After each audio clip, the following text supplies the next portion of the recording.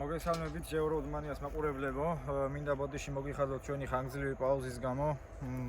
ცოტა ცუდად წაგვიდა საქმეები, ხელი არ გვეწყობოდა და შესაბამისად მანქანებს ვერ ვიღებდით და ტესტ-დრაივებს ვერ გთავაზობდით. დღეს გვინდა განვაგრძოთ ჩვენი გადაღებები და დღეს გვეყოლება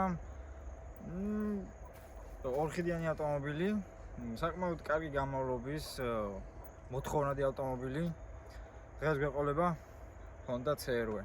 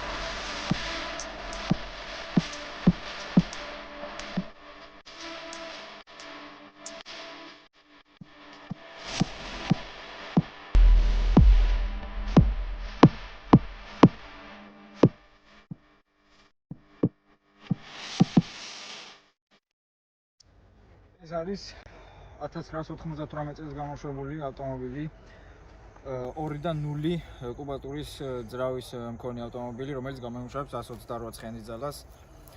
ეს ავტომობილები ასევე ერთი ძალიან ცუდი პრობლემით გამოირჩევა. სვეჩები არ გადა, ხშირად დაფუჭებს სვეჩებს და დახოქვა უჭირს ავტომობილს და ამის დახოქვის დროს ბევრი წვალობს ხოლმე და როდესაც ავტომობილი არ იქოქება კონკრეტული ეს და თან ამავდროულად როდესაც არის ავტომატიკა და არ არის მექანიკა, შეგიძლიათ ნეიტრალში, N-ში ჩააგდოთ სიტყვაზე რომ არ იქოქება და ზუსტად იცით რომ სვეჩების პრობლემაა.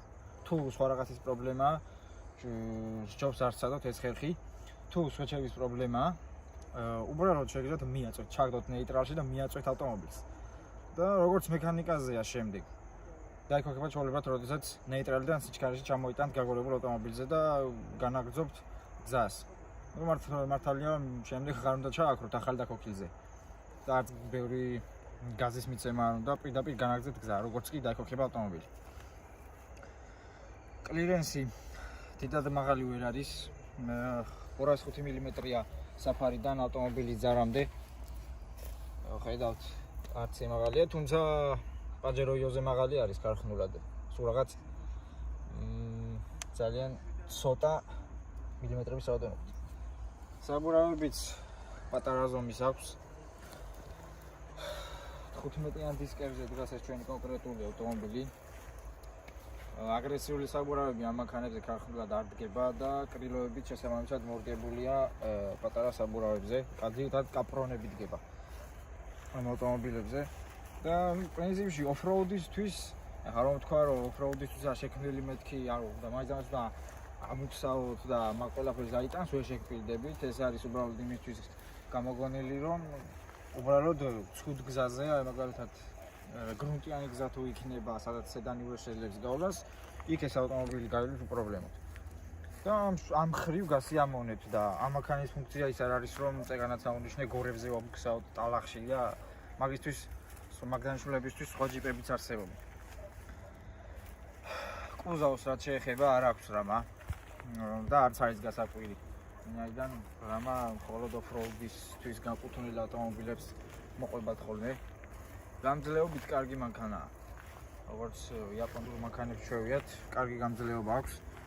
საკმაოდ არ დაგღლით.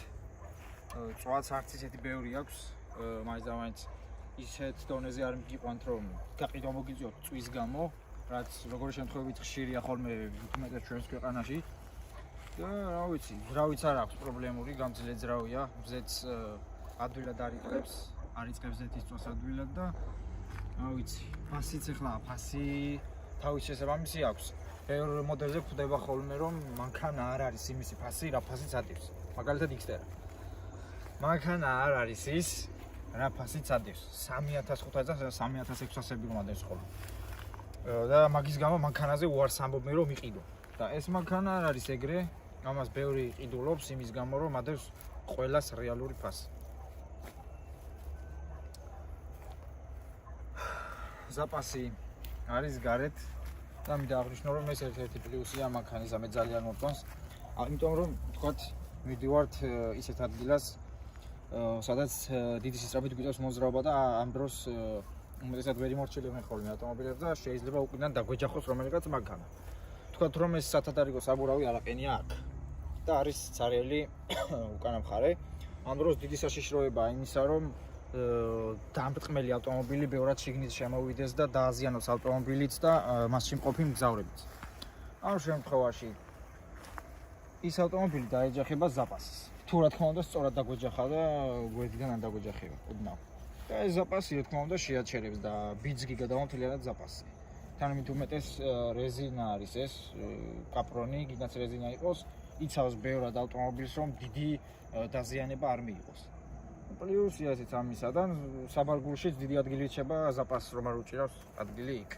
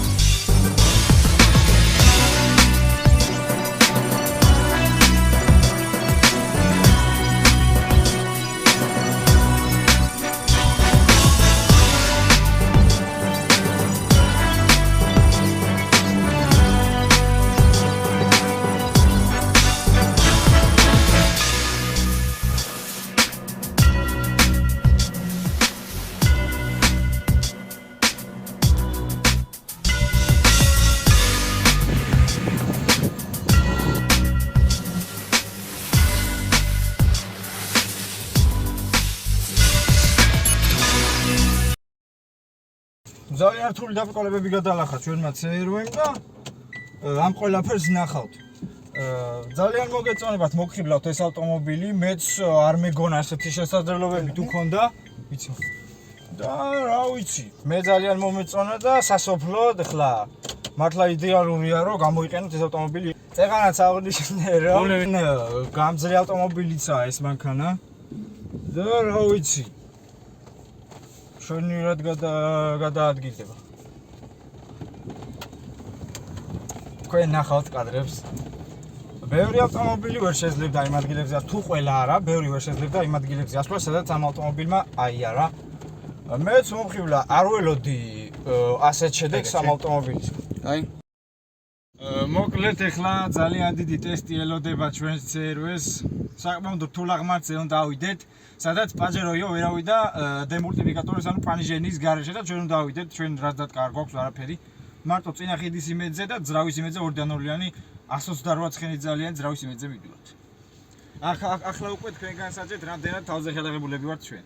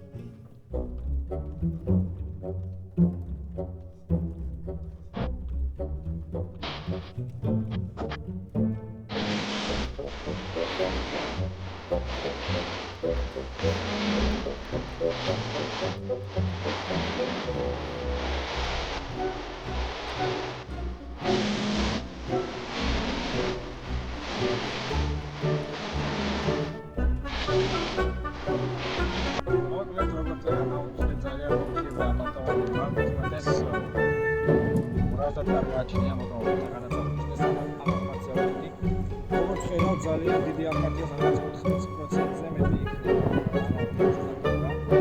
სამწუხაროდ ვინც ამ დაუჩნო, არც თურქეთს უძლებს.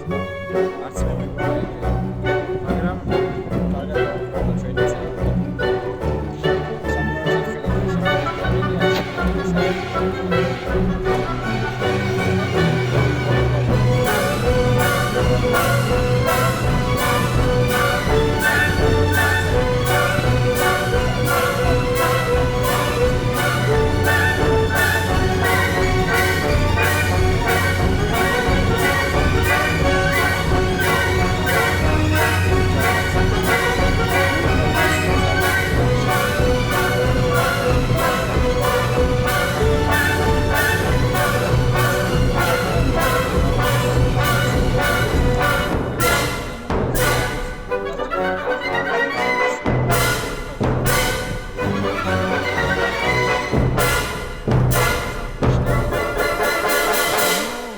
ამითაც აკმაყოფილებს თავის ყოლებას ეს ავტომობილი, რაც ახლა აქ გააკეთა. ბევრი მანქანა ვერ შეძლებდა იმას. შეიძლება ახლა ბევრს გაეცინოს, მაგრამ მეც ეგრე ვიცინოდი, სანამ გავტესტავდი და 4-0-ია გრანჩერო კლარეტოსაც კი გაასწრო. მართალია ახლა წონა მსუბუქი აქვს, მაგრამ მაინც გაასწრო. გინდა იჯერეთ, გინდა რა ვიდეოც იქნება. შეულებრივ. არანაირი ჩაწყობა, არანაირი მონტაჟი, ყველაფერი იყო ისე როგორც ვიდეოშია. ამ ავტომობილმა ძალიან თავისუფლად დაჯაბნა. დრაგს გულისხმობ რა თქმა უნდა, მხოლოდ და მხოლოდ. თავისუფლად დაჯაბნა Grand Cherokee Laredo 4-0 მეტრი მოცულობისა. და ეს იმას ნიშნავს, რომ ამ ავტომობილის ძრავი არის ძალიან რესურსიანი და ამავდროულად გამძლე კარგ მდგომარეობაში მყოფი. სხვა, რა ვიცი, ცუდი თქმა ჯაჯრობით არ შეგვიძლია, გამძლეობაც კარგი აქვს ამ ავტომობილს. კლირენსიც გადაუნიშნე მართლა დაბალი აქვს და გამოჩნდება კიდევაც ეს ჩვენს ვიდეოებში, ბევრი ვიწვალეთ გადასვლებში, გადმოსვლებში და რა ვიცი. ახლა მეტი მაინც არ მოითხოვება ამ მანქანას, ამაზე მაღალი 500 კი არა 205 მმ. საფარიდან ავტომობილის ძარამდე. მაგრამ მართალია ცოტაა. ცოტა ჩვენთვისაა, ჩვენ გვეცოტავება ახლა. მეტი და მეტი გვინდა. მაგრამ არც ეგრე არ არის. ძალიან რთულ ადგილებში, დიაგონალებზე, გადასაბოტებელ იამებში კარგად გადავიდა. ზიანის გარეშე, რაც მთავარია. ზიანი არ მივიღია ავტომობილს ესეთ ადგილებში არა. ამ ავტომობილმა იარა ესეთ ადგილებში, სადაც სტომი ავტომობილები არ დადიან. აქ დადიან მხოლოდ ოფროუდისთვის განკუთვნილი და გაკეთებული ავტომობილები და ჩვენი წინა ვიდეოებიც გაქვთ ნანახი, ამ ადგილებზეა გადაღებული ლურჯი პაჯერო გიორო იყო, ვრანგლერი და აი ზუსტად ეს ადგილები და მათაც უჭირდათ აქ სიარული და თქვენ წარმოიდგინეთ რა გამბედავა უნდა ქონდეს მანქანას რომ ამ ადგილზე გადაადგილება შეიძლება ძალიან რთული ამარტი გადადის გარეშე აქ პაჯეროიო ვერა თქვა და ეს ავტომობილი ავიდა თან ორი ხიდით და მოგეხსენებათ როდესაც ავტომობილს ორი ხიდი 4 წამყვანი თვალი აქვს ჩართული და 4-ვე მოდებაშია ამ დროს ძრავს დიდი ძალა ადგება და როდესაც მხოლოდ უკანა ორი საბურავი მუშაობს, ანუ ეწევა მოდება რომ როდესაც არის უკანა საბურავში, ამ დროს უფრო მეტი ძალა აქვს ძრავს, ვიდრე მაშინ როდესაც 4-ვე საბურავი იყოს მოდებაში. და ესეც ამტკიცებს იმას, რომ ამ ავტომობილის ძრავი არის ძალიან დიდ რესურსიანი, 2-დან 0-ია, მაგრამ ძალიან კარგად ეხმარება. ყველაფერი გათვლილი არის. ტრანსმისიური გადაცემა, ანუ კარობკაც, ძრავიც, ხიდებიც, ანუ დიფერები და თვითონ ავტომობილის ძარაც წონაც ისეთი აქვს თვითონ ტრანსმისიის გადაცემას და ძრავიც, რომ ყველაფერი ერთმანეთში არის შერწყმული და ეს მომეწონა ამ მანქანისა ყველაზე მეტად. ხიდებიც, რა თქმა უნდა. დიაგონალებზე ღია ხიდებია, ყველას უჭირს გადასვლა, მაგრამ ამ ავტომობილს უკეთესი საბურავები რომ გქონდეს, ბევრად უფრო მარტივად ივლიდა ასეთ ადგილებში, ვიდრე ეხლა აქვს. ამ საბურავებით ნებისმიერ ავტომობილს უმაღლესი კლასის მანქანა იყოს, ყველას გაუჭირდება. ესეთ ადგილებში სიარული, როგორც ახლა ჩვენ ვიარეთ. და რა ვიცი. ესეც ერთ-ერთი წამყვანი 4-ხელსი ავტომობილია იაპონიისთვის. ჩემი აზრით, რადგან კარო მქონდეს, არაფრით ჩამოვარდებოდა პაჯერო იოს. კლირენსი იოზე მაღალი აქვს ხარხნულად. სულ რაღაც 5 მმ-ით, მაგრამ მაინც ბევრს ნიშნავს ეგ, რაც აქვს. ძრავი ძლიერი აქვს იოზე. მინდა აღნიშნო, ძალიან დიდი რესურსი აქვს ამ ავტომობილის ძრავს. პაჯერო იოზე ძლიერია. ტურბინიანზე არ გულისხმობ, ტურბინიანიო, რა თქმა უნდა, ძლიერი იქნება. მაგრამ GDI ძრავზე და იოს პრასტოი ძრავზე, ასე რომ ვთქვათ, 116 ცხენი ძალით რომ არიან ხოლმე, იმათზე ძლიერია ბევრად. ტურბინიანიოს მართლა ვერ აჯობებს. და რა ვიცი, რა კიდევ მინდა აღნიშნო დასანანია, რომ ამ ავტომობილს დემულტიფიკატორი ანუ რადად კარგ გააჩნია. ძალიან ცუდი რაღაცაა.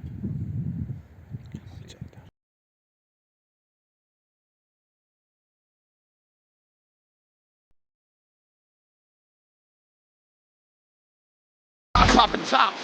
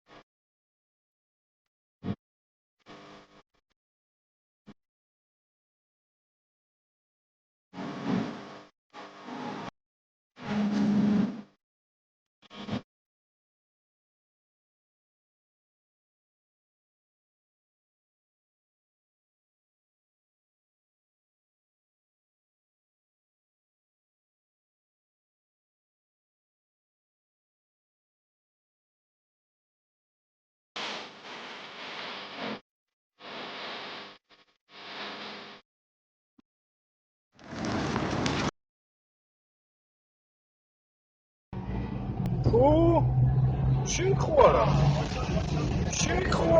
ბიჭო აი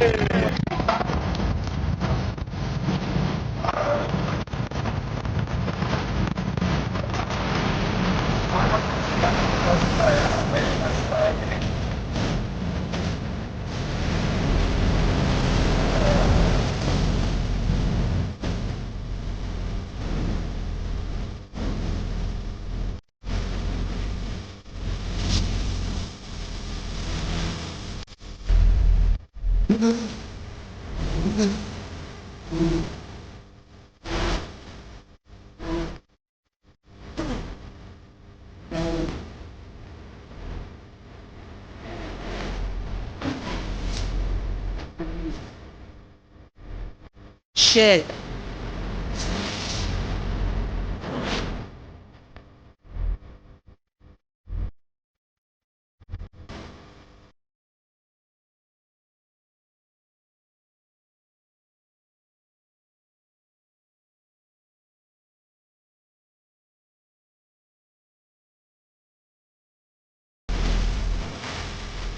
როგორც წერან შეგვიდით, დაიდება მეთქი ვიდეო, სადაც აი ეს ერთი პატარა წერვე დაჯაბნის მეთქი ამხელა ლეგენდას ამერიკულ კუნთებს, როგორც ითქვია.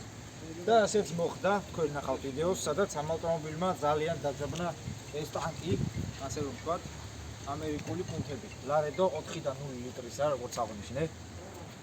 6 ცილინდრით, 195 ცხენის ზალა. საკმაოდ ძლიერი ავტომობილია ეს, მაგრამ გაასწრო ამ წერვემ, რასაც შეგვიდით. და ასევე დასრულდა ეს დღე ამით. საკმაოდ დიდი ადრენალინი მივიღეთ, დიდი სიამოვნება დღევანდელი ტესტ დრაივით და შეჯიბრებით და მინდა გითხრათ გიჩიოთ, გამოიწერეთ ჩვენი ლაიქეთ ჩვენი ვიდეოები და უყურეთ კიდევ ჩვენს ვიდეოებს, რასაც დავდებთ და რაც დავდებთ არ გინახავთ საინტერესო ვიდეოები.